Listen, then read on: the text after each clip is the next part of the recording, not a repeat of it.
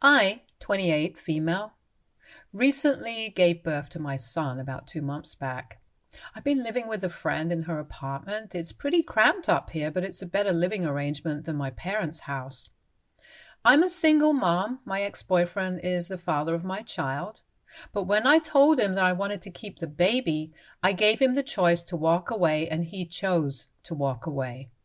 He doesn't want to be a part of the child's life, and I did demand child support, but the payments only started coming in once our son was born. The terms of our agreement stated that he'd only be obligated to pay child support after the child was actually born, and until he turned 18, and only after paternity had been established. He and I have no other contact apart from him sending the amount we'd agreed upon every month. I'm a freelance photographer, so there was no way that I could go back to work after the 5th month because there were quite a few complications and I had to depend on my savings.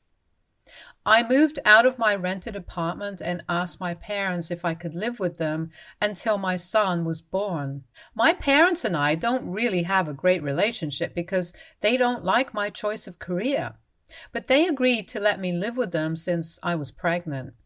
They didn't discuss anything about rent with me, so I assumed that I'd be living there for free, which was a far more preferable alternative than having to spend my money on rent every month when I wasn't working. So I lived with them for the first 2 months without any problems, and it was actually quite pleasant. I did contribute in my own little way by paying for groceries since I was the one who was consuming the most in that house, and also contributing to the water and electric bills. It wasn't a lot, but I was trying not to be a freeloader, and even that wasn't enough. In the first week of my 7th month, my parents told me that they didn't want to bring this up with me because it was embarrassing, but they needed me to pay rent. I was a little taken aback because they hadn't talked about that when I first asked them if I could move in with them, and I thought that the whole point of me living with them would be that I wouldn't have to pay rent. But they'd assumed I was going to pay to live with them, and it hadn't even occurred to them that I might be wanting to live here for free because I was pregnant and out of work.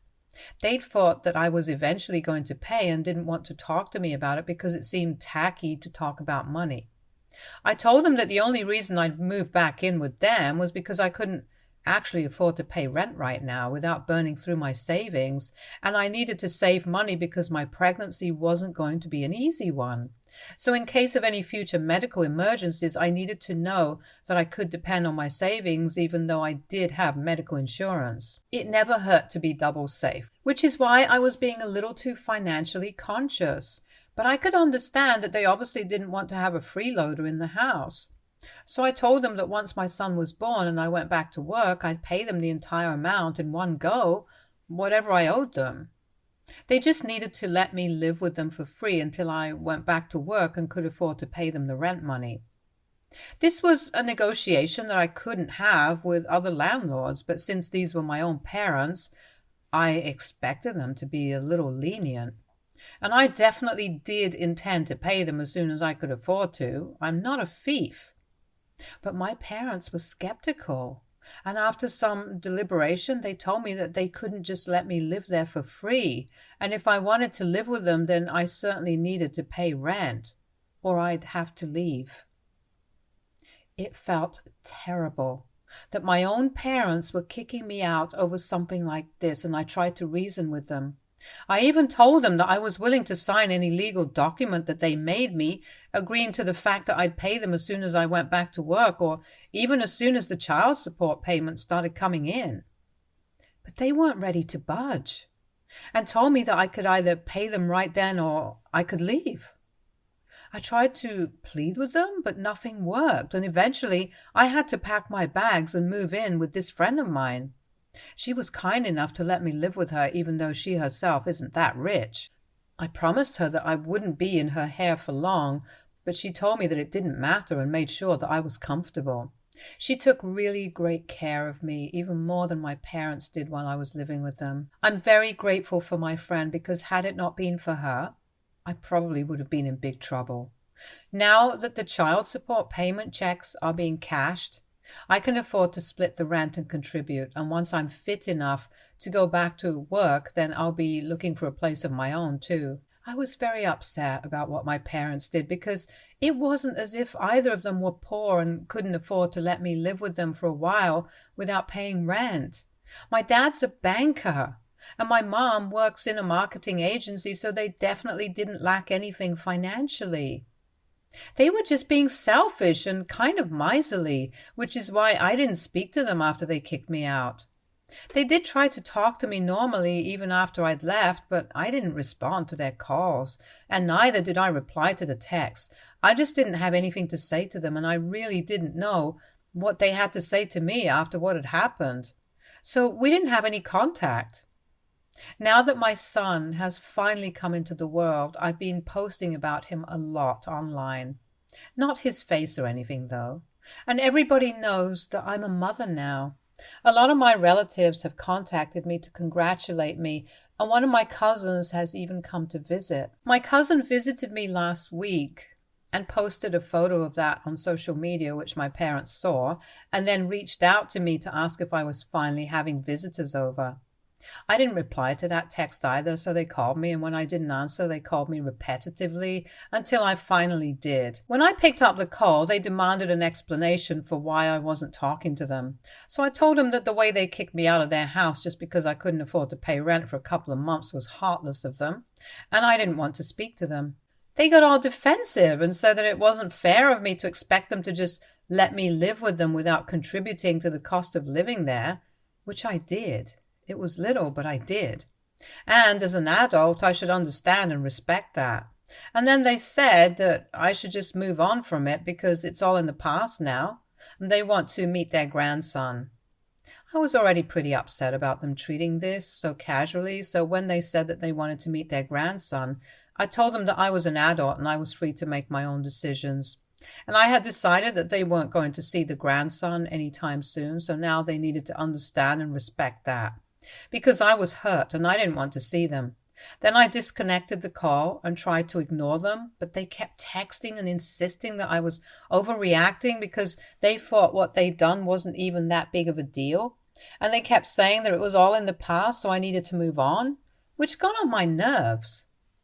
Because even if it was in the past, I didn't like it back then, and there's no reason for me to be okay with it now. Besides, I got to choose if I want to move on or not, and if I don't, then I'm not going to. So I argued with them on text for a while, and then they said that they talked to me when I was acting a little less crazy, so I lost it then. I was so mad that I went online and typed out a rant about how my parents had always disagreed with my career choices, which is why they kicked me out of their house when I was heavily pregnant, only because they didn't agree with my choices and wanted to mess with me. So they misled me into thinking that I wouldn't need to pay rent to live with them. But then suddenly they sprung it on me 2 months later and then told me to leave when they learned that I wouldn't be able to pay, just to humiliate me. Up until here, it was all fine. But then I tagged some of their co-workers in the post to make sure that they'd all be able to see this post and get to know my parents better. And I believe that that's where I went a little too far. So now all my relatives are against me and believe that I need to apologize to my parents. I have talked to a couple of my friends about this, but they think that what I did is not that bad because my parents were trying to gaslight me and didn't drop it even when they saw that I was clearly very stressed out and actually implied that I was crazy for reacting the way that I did. It's been almost a week since I made the post and I took it down after almost 3 hours, during which a couple of people did see that post and even liked it. Only my relatives have talked to me about it, but my parents have had nothing to say, and the silence is even worse than them actually expressing how they felt about it. I would honestly rather just fight with them than get this over with, but them being silent doesn't make me feel any better about what I did. I genuinely don't understand if I should apologize to them or not, and I feel like both my relatives and my friends have a really strong point. I personally have no idea what to do and I'm completely blank, so I'm here on Reddit to ask you guys what you think I should be doing about this. I don't feel guilty for making that post, but I do feel bad about tagging their co-workers in it because they had nothing to do with this and I dragged them into my family drama for nothing, which must have been awkward for my parents at work. AITA for tagging my parents' co-workers in a post about them. Update 1. So I ended up apologizing to my parents, not for the post in general, but for tagging their workers in the post. There was no need for me to do that, and I did it only out of spite, which was unfair. I sent them that text yesterday, but they still haven't replied to it yet. The only link I have with the rest of my family right now, my aunts, uncles, and cousins, is the cousin who came to visit me last week. He's the only person still talking to me because everybody else is just way too angry. He told me that the only thing that people are talking about in my family text thread is that post. And they've been talking about it for days now, which seems a little unfair because I took that post down within hours of putting it up. And this isn't even about them. This is between me and my parents, so I don't understand why they have so many opinions about it. I was going to apologize to the rest of my family, but I don't think that they deserve it or need it because I didn't say anything bad about them. The people that I did mess with, I apologized to them, and now it's up to my parents if they want to forgive me or not. But my relatives have nothing to do with this, so they need to keep their mouths shut. My cousin has sent me a couple of screenshots of whatever discussions have been going on about me in the family group. And all I can say is that I'm really glad that he's on my side because the things that are being said about me are really awful, and honestly, it all speaks more about their characters than mine. They've made really nasty comments about me being a single mother, and there's also been a lot of speculation about why exactly my ex left me, and let me just say that none of the theories have anything good to say about me. All they want to talk about is how I must have driven the guy away, and how it's all my fault that my son will be growing up without a father. Because apparently I'm so difficult to be with, and they pity my parents for ever having to deal with someone like me. It's all just a lot of rubbish, and they're obviously only gossiping about me because they have nothing better to do with their lives. It's sad because I was actually pretty close with these people growing up. We were a close-knit family that would get together at least 3 times a month. These people watched me grow up, and now these are the very same people who are making nasty comments about me. Just because of one post where I dared to speak about my truth. It doesn't seem fair at all, and what's worse is that my parents are a part of this text thread. They don't see anything wrong with what the others are saying about me, and not one of them has tried to defend me or take accountability. It's not even as if they're inactive. While they don't defend me or say anything bad about me, they do occasionally send laughing emojis and stuff whenever someone makes a horrible joke at my expense. It's just really nasty business, and I'm super disappointed in everyone. Update 2. It's been 4 days since I apologized to my parents for that post. Now, a couple of hours ago, they finally texted me back, only to tell me that they were not surprised that I'd taken things so far, and said that I was a disappointment to them anyway, so they didn't care about the post. I thought that was kind of harsh, especially after I apologized to them and did the right thing, but just like they said to me, I expected the same from them too, so even I'm not surprised. I didn't want them to get away with believing that I'd apologized for just making that post, so after that reply I specified that I was only sorry for tagging their co-workers in it and not for anything else, because they definitely deserve to be called out for everything. I saw them typing for quite a while, but the text never came, and instead they called me up and my dad spoke to me. He told me that he and my mother were extremely disappointed in my behavior, especially because I talked about them trying to humiliate me for my career choices. According to him, that hadn't been their intention at all, and it was unfair of me to post about it and make them look bad. They told me that in the aftermath of that post, there'd been a lot of gossip about them at their respective workplaces, and it was very embarrassing for them. My mother had even been targeted by a couple of her co-workers and had been reprimanded by her boss, and it was very insulting. I told them that I did apologize for that, and I also took that post down within a couple of hours of posting it. I can't exactly go back in time and undo what I did, so they have to make their peace with what happened. And also, they'd been very unkind to me when I was pregnant, but I'd made my peace with that and I had let them go.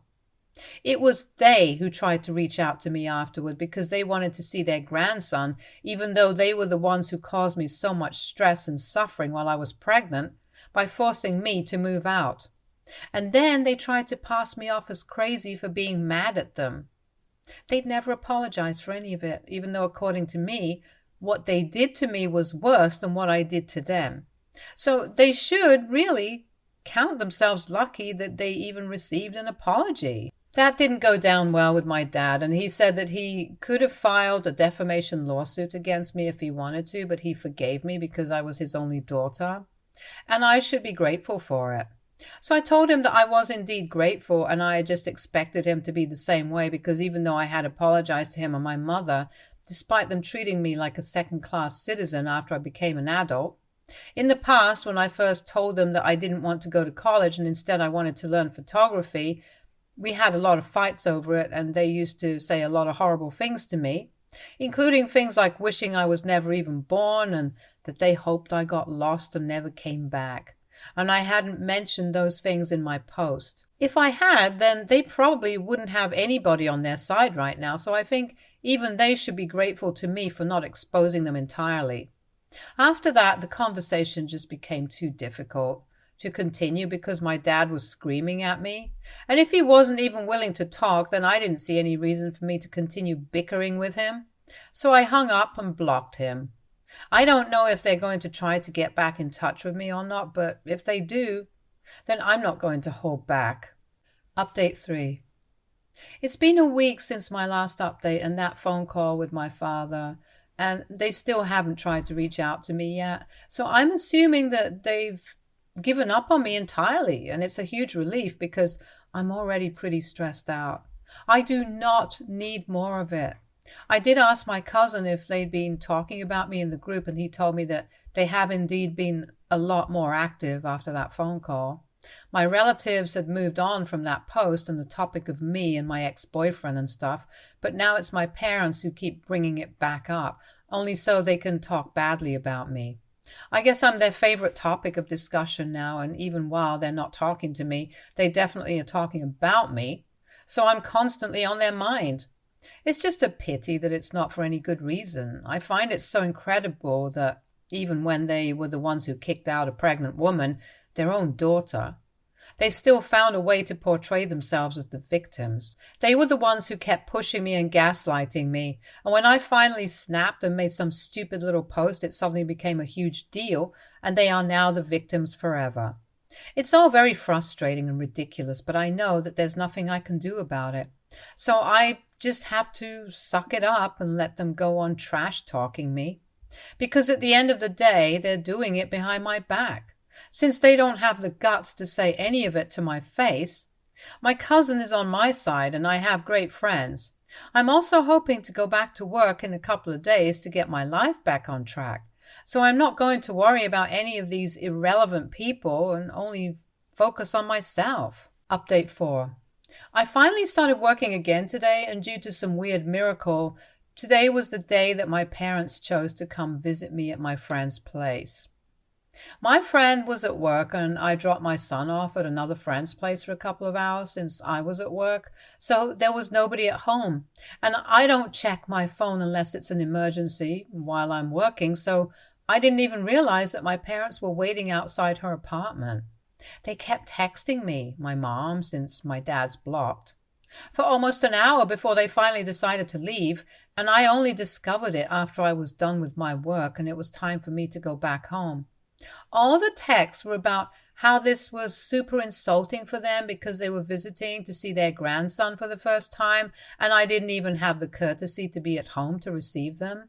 They said that not only was I a terrible daughter, but I was also a terrible mother for taking my son with me to work, which is what they assumed I did. The texts were all very entitled and bipolar because in one text they were telling me that I was a horrible human being, and in the very next one they were talking about how desperate they were to see me and their grandson, and that it was unfair that I was depriving them of that opportunity. I cannot even begin to understand why they'd expect me to let them visit me or meet my son after everything that they'd said to me and about me behind my back. I'm honestly just glad that I wasn't at home, and I regret even telling them where I was going when I first left. I really shouldn't have done that, but I wasn't thinking straight at the time. But now, this is just more of a reason for me to move out as quickly as I can. I'm going to miss my friend, but I don't want to bother her any longer. And I know that if my parents are aware of where I'm living, then they'll definitely try to come to visit me again. And I certainly don't want to create any trouble for my friend. Update 5. Hi guys. So I moved into my own apartment last week. Yeah, it finally happened, and I'm really thankful for everything that I have. My friend was pretty sad to watch me go, but she understood. And I can't say that she'll miss any of my son's midnight crying sessions. My own place is a lot smaller, but this is all I can afford right now. And I know that as I continue to work, I'll get back to where I was in no time. It's been a month since my last update, and I blocked both my parents on every platform possible after they tried to visit me because I didn't want them around. They haven't tried to get in touch with me directly again after that, and I have my fingers crossed that they won't be able to find out where I am. I changed my phone number, and I told my friend that if my parents ever show up at her apartment, she definitely doesn't need to open the door. And if they try to bother her, then she's free to call the cops. I'm just hoping that it doesn't come to that. Now, it's just me and my son, and we're definitely going to make it big.